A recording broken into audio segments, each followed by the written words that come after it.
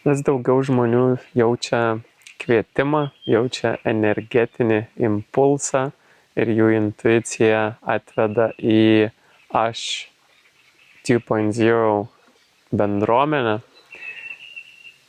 Šį mėnesį mūsų susitikimas vyks Liepos 17 dieną.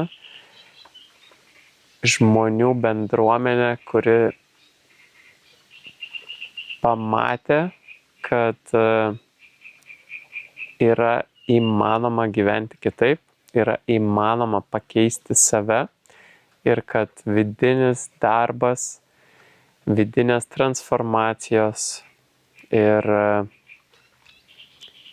pakeitimas tai, kuo tikiu, atneša rezultatą ir pakeičia išorę, pakeičia veiksmų dydį ir pakeičia visą mano versiją, kuri prieš tai negalėjau įsivaizduoti, kad gali būti tokiam patyrime.